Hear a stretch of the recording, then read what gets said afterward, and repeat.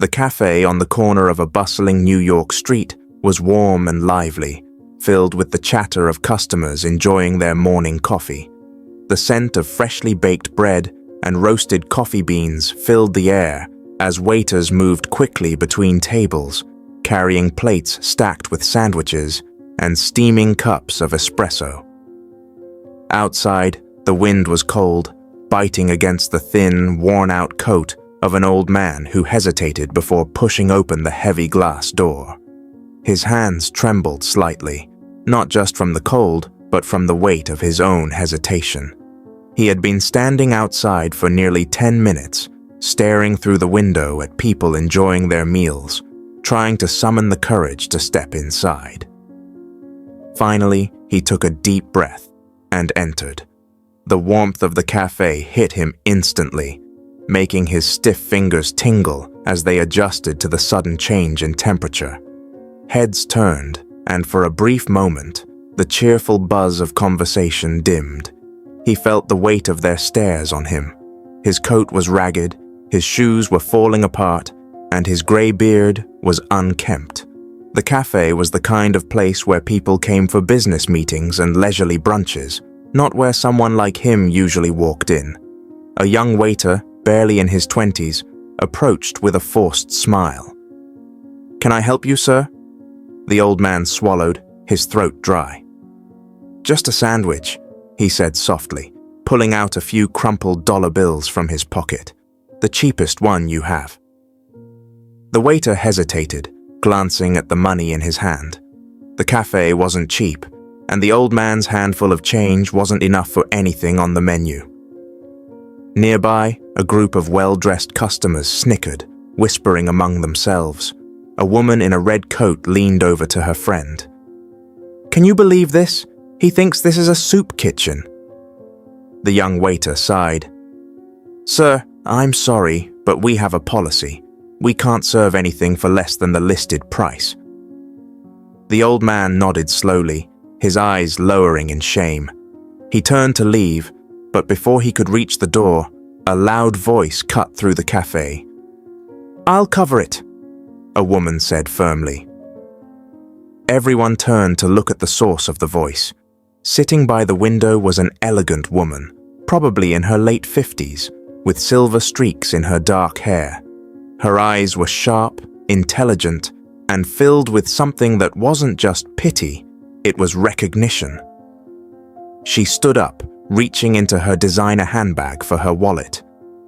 "Give him whatever he wants," she told the waiter, but her gaze never left the old man. He turned to thank her, but as he did, she suddenly froze. Her eyes widened as they dropped to his wrist, where the tattered sleeve of his coat had pulled back slightly. Her face went completely blank, her breath caught in her throat. The cafe fell silent, waiting to see what would happen next. For a moment, everything around them faded. The sound of clinking silverware, the quiet hum of conversations, even the distant honking of traffic outside. It all blurred into the background.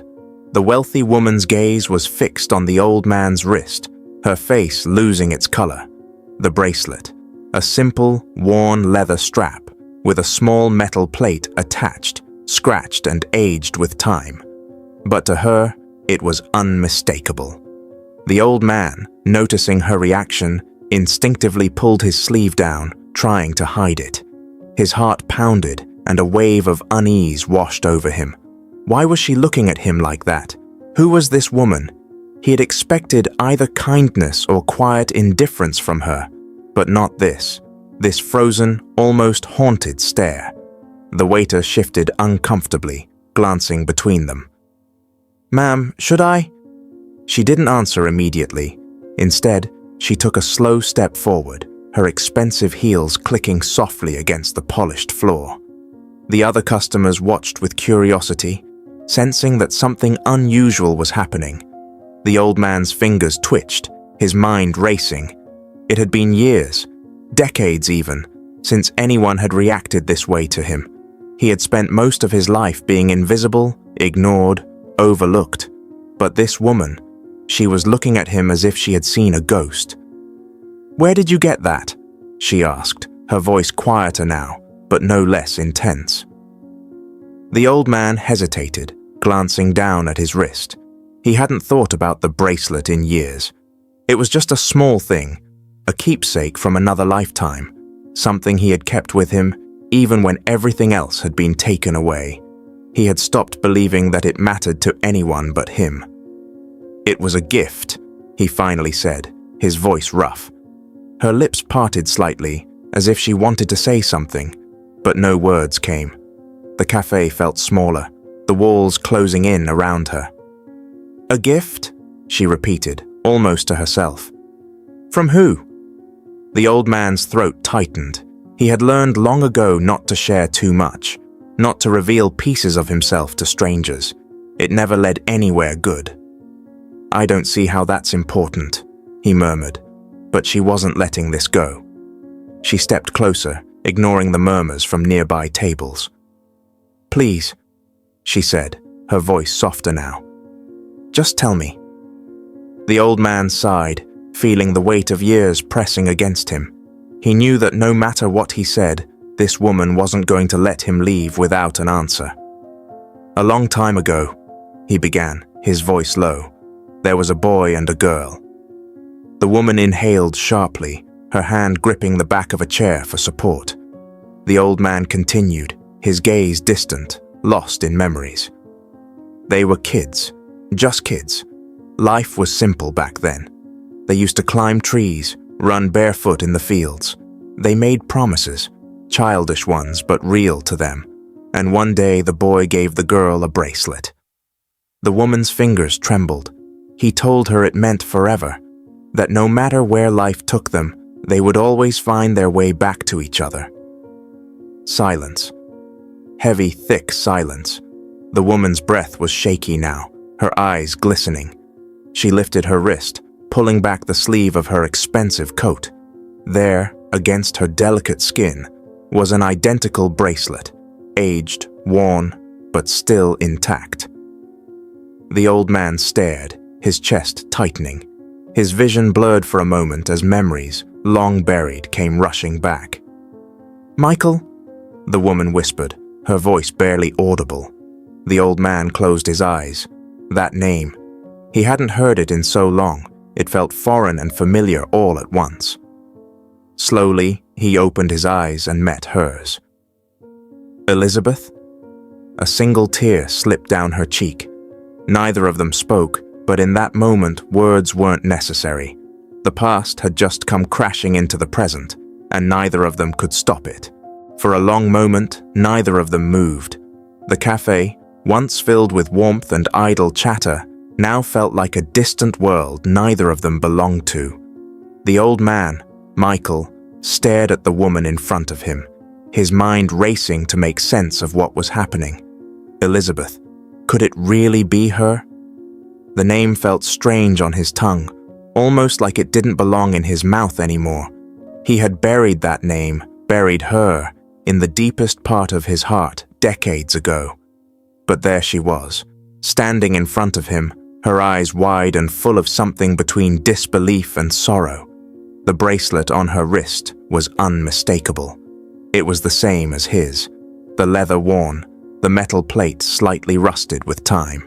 He had carved the tiny initials on it himself all those years ago. And now, after everything, after life had beaten him down, after years of loneliness, after losing everything, here she was, wearing the same memory he had held onto for so long. The air between them was thick, charged with emotions too overwhelming to process. The people in the cafe, sensing something unusual, had stopped their quiet whispers and were now openly staring, though neither Michael nor Elizabeth noticed. She took another small step toward him, her hands shaking.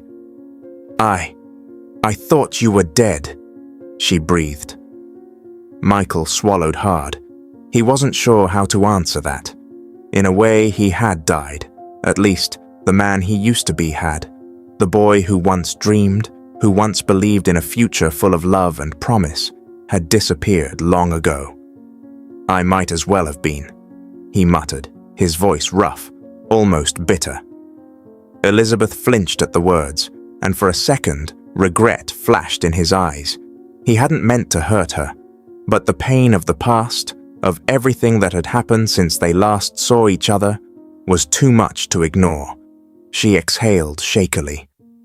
I searched for you, for years. I went back to the house, to the old places we used to go. I asked anyone who might have known where you went. No one knew. It was like you had vanished. Michael's hands curled into fists at his sides. He had vanished because he had needed to. Life hadn't given him a choice. It doesn't matter now, he said gruffly, turning slightly, as if to leave. Elizabeth reached out, gripping his arm. It does matter. Her voice was urgent, desperate. You don't understand, Michael. I thought about you every day. I never stopped wondering where you were, what had happened to you. I never stopped. She cut herself off, biting her lip. Michael sighed, rubbing a hand over his face. Elizabeth. He hesitated. There were too many things he wanted to say. Too many years of silence between them. But where could he even begin?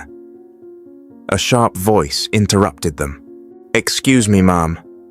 It was the waiter. He had been standing nearby, uncertain about whether to speak or not, but now he seemed uncomfortable with the growing tension. Are you still paying for his meal? Elizabeth shot him a look of irritation, as if she had completely forgotten where they were. She nodded quickly. Yes, of course, whatever he wants. Michael glanced at her, feeling an odd sense of shame settle over him. He had spent so many years fighting to survive, to get through each day without relying on anyone. And now, the girl, the woman, who once knew him better than anyone, was paying for his meal because he couldn't afford one himself. Still, he didn't protest. Pride had long since abandoned him. The waiter nodded and walked off, and Elizabeth turned back to Michael, her expression softer now. Please, Michael, sit with me. He hesitated. Every instinct in his body screamed at him to walk away, to leave before the weight of their past crashed over him completely. But there was something in her eyes, something that made his chest ache in a way he hadn't felt in years. With a heavy sigh, he nodded. Elizabeth led him to her table by the window, and as they sat down, she studied him carefully. The once strong, confident boy she had known was gone. In his place was a man who looked like life had given him nothing but hardships. His face was weathered, his clothes old and tattered. His hands, once steady and full of dreams, were rough and calloused. Her heart ached. She reached out hesitantly and rested her fingers lightly on his. Michael, where have you been all these years? Michael stared down at their hands, at the contrast between her manicured fingers and his rough, dirt-lined skin. He exhaled deeply. Nowhere, he muttered. Everywhere. She didn't say anything, waiting for him to continue. Finally, after a long pause, he spoke again. After my father died, everything fell apart. My mother, she couldn't handle it. She drank, a lot, and when the money ran out, she left. His voice was quiet, almost detached. I was 15, had no family, no home, just nothing. Elizabeth's eyes filled with tears. She had never known the full story. She had known he was struggling back then, but not like this. I lived on the streets for a while, he continued. Tried to find work, did what I could to survive, but every time I thought I was getting somewhere, something knocked me back down. His jaw tightened. Eventually, I just stopped trying. Elizabeth covered her mouth, shaking her head. Michael, he let out a bitter chuckle. You ever wonder why I never came back for you? She nodded, her throat too tight to speak. Michael's eyes darkened. Because I couldn't let you see me like this. He gestured to himself. I wanted to find you. I wanted to come back. But every time I thought about it, I realized I had nothing to offer you. You had a future, Elizabeth. I didn't. Tears slipped down her cheeks. You had me. Michael looked away, staring out the window at the busy city streets. Yeah, and I couldn't even hold on to that. Elizabeth wiped at her eyes, struggling to process everything. The boy she had loved had been suffering all these years, and she had never known. A lump formed in her throat as she whispered, "Why didn't you let me help you?" Michael's expression hardened. "Because I didn't want your pity." She flinched at his tone, but instead of pulling away, she tightened her grip on his hand. "It was never pity," she said fiercely. "It was love." Michael's breath caught in his chest. Neither of them spoke after that. The weight of years, of lost time, of everything unsaid, hung between them like a thick fog. The waiter returned, placing Michael's sandwich in front of him. He stared at it for a long moment before finally picking it up and taking a slow bite. Elizabeth watched him, her heart breaking and healing at the same time. She wasn't going to let him disappear again. For a long time, neither of them spoke. The small cafe seemed to shrink around them, the murmured conversations of the other patrons fading into a dull hum. Outside, the city moved on as if nothing had changed, but for Michael and Elizabeth, time had stopped. Michael took another slow bite of his sandwich, chewing thoughtfully, as if the simple act of eating something warm and fresh was unfamiliar. Elizabeth watched him, her hands folded tightly on the table, trying to steady herself. Her heart ached for him.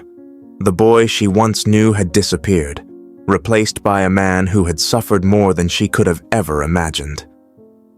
She finally spoke, her voice hesitant but firm. "Michael, you said you didn't come back because you had nothing to offer me. But do you really think I ever cared about that?" He set the sandwich down, wiping his hands on the napkin before shaking his head. "It wasn't about what you thought, Elizabeth. It was about what I thought. I couldn't face you, couldn't bear the thought of you looking at me the way you are now." Her brows furrowed. "And how am I looking at you?" Michael sighed, running a rough hand through his graying hair. "Like I'm broken." Elizabeth swallowed hard, her throat tightening. "You're not broken, Michael. You're—" She paused, choosing her words carefully. "You're hurt. You've been through hell, but you're still here." He let out a hollow chuckle. "Barely." Elizabeth's hands trembled slightly as she reached into her purse and pulled out something small and delicate. She hesitated for a moment before sliding it across the table toward him. Michael frowned and looked down. It was an old, worn-out photograph, the edges frayed, the colors faded with time. His breath caught in his throat as he recognized it instantly. It was a picture of them, just kids back then. Michael, with his unruly dark hair and mischievous grin, and Elizabeth laughing beside him, her golden curls catching the sunlight. They had been sitting on the hood of his father's old car, their legs dangling, the world at their feet. He hadn't seen this picture in years, maybe decades, but the moment he saw it, he was 16 again, full of dreams and hope, full of her. His fingers trembled as he traced the edges of the photo. "You kept this?" he asked, his voice barely above a whisper. Elizabeth nodded, her eyes misty. "I kept everything." Michael looked up at her, his throat tightening. "Why?" She let out a small, shaky laugh. "Because I never stopped believing that one day I'd see you again. I told myself that no matter how many years passed, if I ever found you, I'd remind you that you weren't alone." Michael's jaw clenched as emotions he had buried deep began to surface. He had spent so long convincing himself that no one cared, that no one was looking for him, that the world had simply moved on without him. But here she was, proving him wrong. He looked back down at the photograph, his fingers gripping it tightly. "I don't deserve this," he muttered. Elizabeth leaned forward, her voice gentle but firm. "You don't get to decide that." Michael exhaled sharply, rubbing a hand over his tired face. He felt overwhelmed, like a dam had cracked inside him, and emotions he had spent years suppressing were now rushing forward, threatening to drown him. Elizabeth reached out, placing her hand over his. "Come home with me, Michael." His head snapped up, his eyes wide. "What?" She held his gaze, unwavering. "Come home with me. You don't have to do this anymore, living on the streets, starving, barely surviving. Let me help you." Michael recoiled slightly, shaking his head. No, I can't." "Why not?" He gritted his teeth. "Because I don't belong in your world anymore, Elizabeth. Look at me." He gestured to himself. "I'm not the same person I was. I can't just step back into a life that isn't mine." Elizabeth's eyes flashed with frustration. "And what life is yours, Michael? Sleeping on park benches? Going days without food? Being treated like you're invisible?" He said nothing, looking away. Her voice softened. "Michael, I don't care what you think you've lost. You're still you, and I know you. You've always been proud, always stubborn, but you've also always been good, and I refuse to let you waste away like this when I have the power to help you." He swallowed, shaking his head slowly. "It's not that simple, Elizabeth. People don't just get second chances like this." She leaned in closer. "Yes, they do, if they're lucky." Michael let out a shaky breath, staring at her. The warmth in her eyes, the unwavering determination. It was the same as it had always been. The same girl who used to dream with him, who used to believe in him more than he believed in himself. He clenched his fists. I wouldn't know how to start over." Elizabeth smiled sadly. "Then let me show you how." The weight of her words hung between them. Michael could feel the walls he had built around himself cracking, but the fear of stepping out into the light again was paralyzing. He wanted to believe her. He wanted to trust that there was still something left for him. But decades of hardship had taught him that hope was a dangerous thing. Still, as he looked into her eyes, he saw something he hadn't seen in a long time, something he had forgotten existed. A future, a chance, a reason to keep going. He took a deep, shuddering breath and looked down at the old photograph once more. The boy in the picture had no idea what was coming, no idea how hard life would get, but maybe, just maybe, he could still find his way back. Michael looked up at Elizabeth, searching her face for any sign of doubt. There was none. His voice was hoarse when he finally spoke. "What happens now?" Elizabeth squeezed his hand. "Now?" she said, smiling. "Now you come home." Michael sat frozen, staring at Elizabeth as her words echoed in his mind. Come home. 2 simple words, yet they carried the weight of decades of pain, loss, and longing. He wanted to say yes. He wanted to stand up, follow her out of the cafe, and leave behind the life he had known for so long. But fear gripped him, fear that he didn't deserve this kindness, that if he tried to start over, he would only fail again. He hesitated, looking down at his trembling hands. "Elizabeth, I don't know how to do this. I don't know how to be someone other than this." His voice was raw, filled with years of self-doubt. Elizabeth reached across the table and placed her hands over his, steadying them. "You don't have to do it alone, Michael." Her voice was soft, yet unwavering. "I'm here, and I'm not the only one who still cares about you."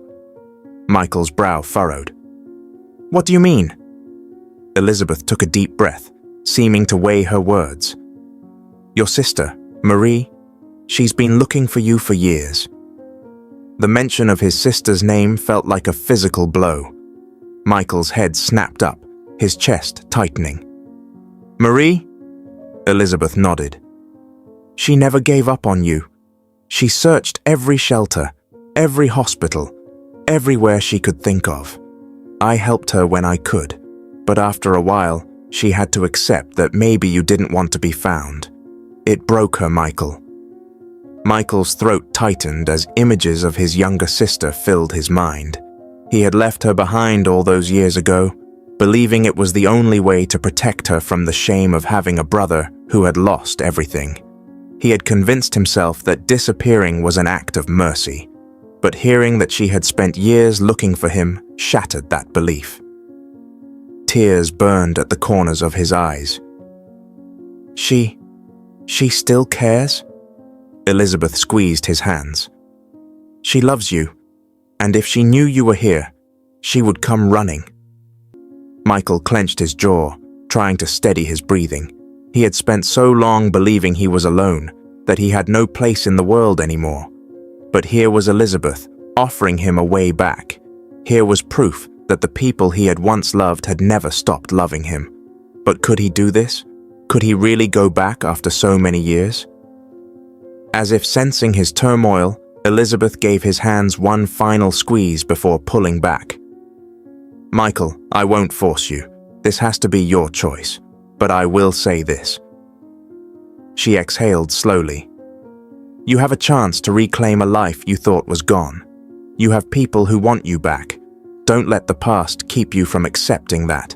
Michael sat in silence, the weight of her words pressing down on him. The past wasn't just a distant memory for him. It was a shadow that had followed him through every cold night, every empty stomach, every moment of despair.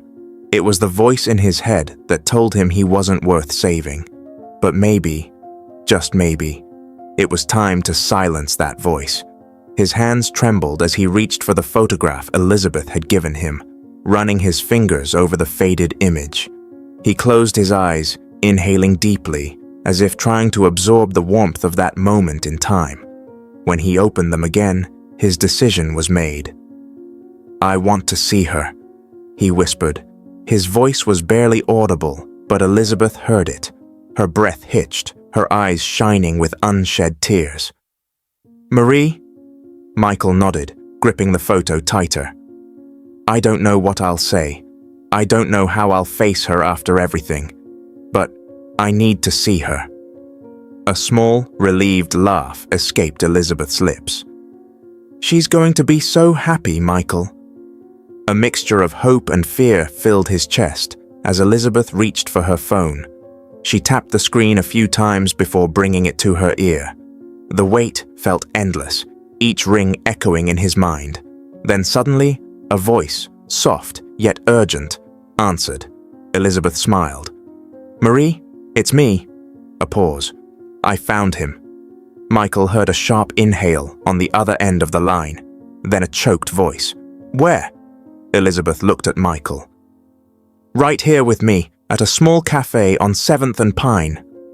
The sound of a chair scraping against the floor and hurried footsteps filled the line. Marie was already moving. Tell him I'm coming. Tears slipped down Michael's cheeks before he could stop them. He covered his face with his hands, overwhelmed by the reality of what was happening. Elizabeth reached out, rubbing his back gently. It's okay, Michael. Let yourself feel it. For the first time in decades, he did. It wasn't long before the cafe door burst open. A woman, slightly older than Elizabeth, stood at the entrance, breathless, her eyes scanning the room. When they landed on him, she froze. Michael couldn't breathe. Marie, she was older, of course. Lines of worry and time marked her face. But those eyes, those deep brown eyes, were the same. The same ones that used to look up at him when they were children, full of admiration and love. The same ones that had begged him not to leave all those years ago. Now, those eyes filled with tears. Michael? Her voice broke. Michael stood on shaky legs, his whole body trembling. Marie! And then she was running. Before he could react, her arms were around him, holding him so tightly it almost hurt. She sobbed into his shoulder, gripping him as if afraid he might disappear again. Michael closed his eyes, his arms slowly wrapping around her in return. For so many years, he had convinced himself that no one cared, that no one wanted him. But here she was, proving him wrong in the most beautiful, heartbreaking way. I thought I lost you, she whispered, her voice raw with emotion. Michael held her tighter. "I thought you'd stopped looking." She pulled back just enough to cup his face, tears streaming down her cheeks.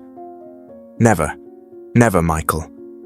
His heart clenched as he saw the pain in her eyes, the pain of years spent searching, hoping, hurting. He had done this to her, and yet she was still here, holding him as if he was the most precious thing in the world. "I'm so sorry," he choked out, "for everything." Marie shook her head, pressing her forehead against his.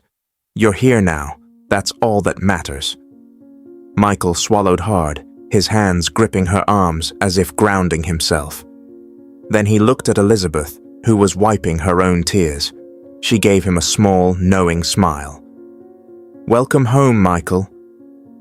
For the first time in years, Michael let himself believe those words. For the first time in years, he wasn't alone. If you believe in second chances, if you believe that no one is ever truly lost, then share this story. Let it be a reminder that even in the darkest moments, kindness and love can bring someone back from the edge. Subscribe to Stories of Hope for more powerful real-life stories that inspire and remind us of the goodness that still exists in the world.